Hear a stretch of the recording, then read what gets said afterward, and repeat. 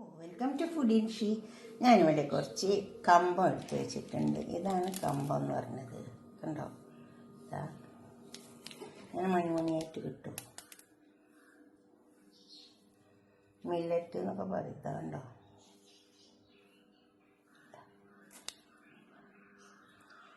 ഇത് പൊടിപ്പിച്ചതായത് കണ്ടോ? ഇത് നല്ലോണം വാഷ് ചെയ്ത് ഉണങ്ങി പൊടിപ്പിച്ചതായത്. ഉണക്കിയെടുത്തിട്ട് പിന്നെ 1 കപ്പ് തേങ്ങാപ്പാലുണ്ട്. ഇത് വെച്ചിട്ട് നമുക്കൊരു ബ്രേക്ക്ഫാസ്റ്റ് ഉണ്ടാക്കിയെടുത്താലോ? നല്ല ഹെൽത്തി ആയിട്ട് ഉണ്ടാക്കിയെടുക്കാം. നമുക്ക് ആരോഗ്യത്തിനൊക്കെ നല്ലതല്ലേ. പാത്രം അടുപ്പത്ത് വെച്ചിട്ട് കുറച്ച് ഓയിൽ ഒഴിച്ചു കൊടുത്തിട്ടുണ്ട്. അതിലേക്ക് നമുക്ക് കുറച്ച് ചില്ലി ഫ്ലെക്സ് ഇട്ട് കൊടുക്കാം. കുറച്ചിട്ട് കൊടുത്താൽ മതി, ഒരു ടേസ്റ്റിന് വേണ്ടിയിട്ട് മാത്രം. കുറച്ച് കറിവേപ്പില,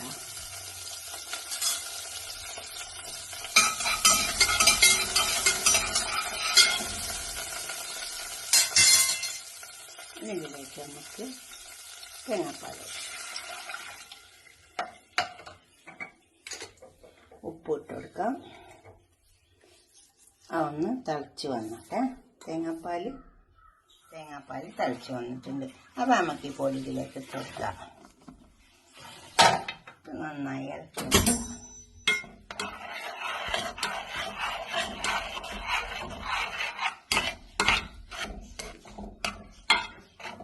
നന്നായി ഇളക്കി ചേർത്തെടുക്കാം.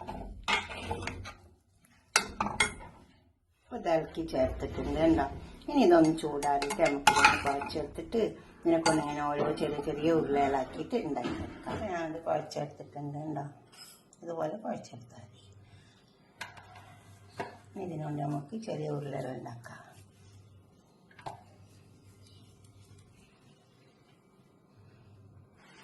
ചെറിയ ഉരുള ഉണ്ടാക്കിയാൽ മതി.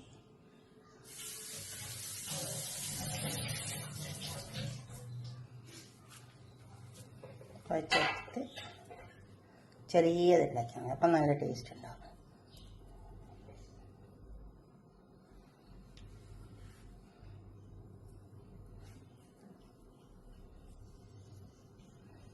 ഈ വലുപ്പത്തിൽ ഉണ്ടാക്കിയാൽ മതി.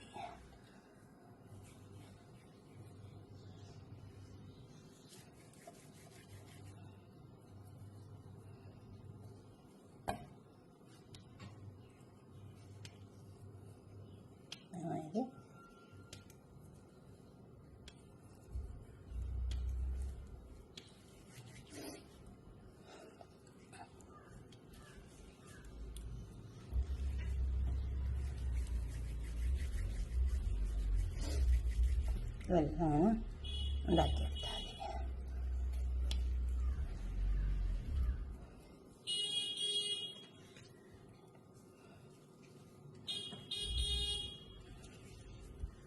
അതെല്ലാം ഉണ്ടാക്കിയതെല്ലാം ഈ ആവിച്ചെമ്പിലേക്ക് വെച്ച് കൊടുക്കാം. ഇനി ഇത് പുഴുങ്ങിയെടുക്കാം. അടുപ്പത്ത് വെച്ചിട്ട് ക്ലോസ് ചെയ്ത് കൊടുക്കാം. ഇത് വെന്ത് വരട്ടെ. അടുപ്പത്ത് വെച്ചിട്ട് ഓയിൽ ഒഴിച്ച് കുറച്ച് കടുക് ഇട്ട് കൊടുക്കാം. കടുക് നല്ലോണം പൊട്ടി വരും. എണ്ണ നല്ലോണം ചൂടായതാ. ഇതിലേക്ക് ഒരു ചെറിയ കറി വേണം. തക്കാളി കറിയാക്കിയിട്ട് ഇട്ട് കൊടുക്കാം. നമുക്ക്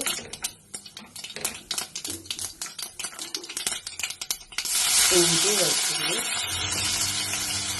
കുറച്ച് സവാള, അതൊന്ന് നന്നായി ഇതിൽ കിടന്നിട്ടൊന്ന് വന്നിട്ട് നമുക്ക് ഈ തക്കാളി ഇതിലേക്ക് ഇട്ട് കൊടുക്കാം.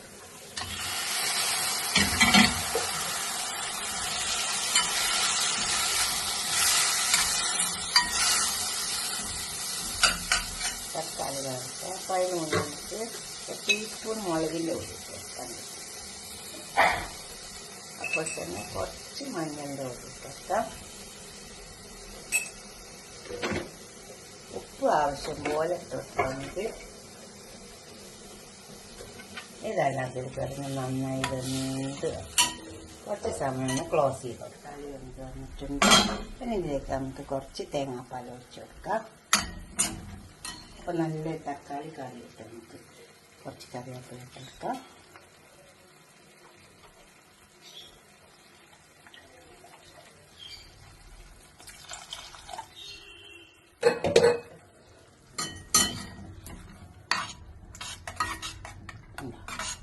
ഇങ്ങനൊരു കറി ഉണ്ടാക്കി നമ്മൾ വേപ്പിച്ച് വെച്ച ബോൾസ് ഉണ്ടല്ലോ, അത് ഇതിലേക്ക് ഇട്ട് കൊടുക്കാം. ഒന്ന് ചൂടാക്കട്ടെ. ബോൾസൊക്കെ വെന്ത് വന്നിട്ടുണ്ട്.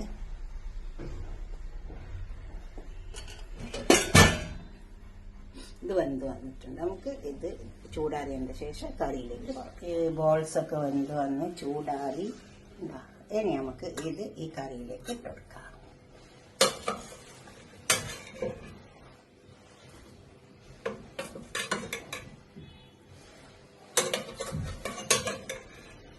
ഇതുപോലെ ഒന്ന് ഉണ്ടാക്കി വെക്കാം.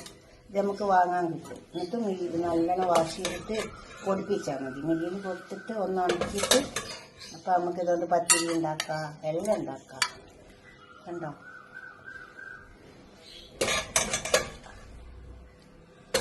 ഒരു അരിയാഹാരം കുറക്കുന്നവർക്കൊക്കെ നല്ലതാണ് ഇത്. കണ്ടോ? എല്ലാം ഇട്ടിട്ട് കുറച്ച് നേരം ഒന്ന് കത്തിച്ച് വെക്കാം. നമുക്ക് കുറച്ച് സമയം ഒന്ന് കത്തിച്ച് വെക്കാം. ഇതൊന്ന് മൂടിയിട്ടിട്ട് അപ്പം തക്കാളിൻ്റെ ഇതൊക്കെ അതിലേക്ക് പിടിച്ചിട്ടുണ്ട്. ഉണ്ടാവും. ഒരു 10 മിനിറ്റ് നേരം ഒന്ന് അടുപ്പത്ത് വെക്കാം. അപ്പം ഈ ബോൾസിൽ ഇതൊക്കെ പിടിച്ചിട്ടുണ്ട്. നമുക്കൊരു പാത്രത്തിട്ട് സെർവ് ചെയ്യാം. നമുക്ക് ബ്രേക്ക്ഫാസ്റ്റിനൊക്കെ കഴിക്കാം, ഡിന്നറിന് കഴിക്കാം, ഒക്കെ കഴിക്കാം. എപ്പോൾ വേണമെങ്കിലും കഴിക്കാം. ബോൾസ് എല്ലാം കുറഞ്ഞ് വെച്ചിട്ടുണ്ട്. ഇതുപോലെ ഒന്ന് ഉണ്ടാക്കി വയ്ക്കാം. ഇതിൽ അരിപ്പൊടി ഒന്നും കൂട്ടേണ്ട ആവശ്യമില്ല കേട്ടോ. ഇതേപോലെ ചേർത്തെടുത്താൽ മതി.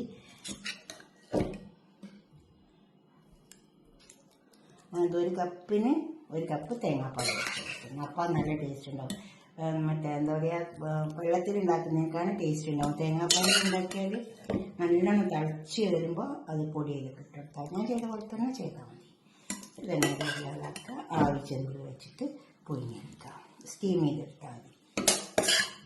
നിങ്ങളുടെ അഭിപ്രായം നിർദ്ദേശമൊക്കെ ഒന്ന് കമൻറ്റ് ബോക്സിൽ അറിയിച്ചാട്ടെ.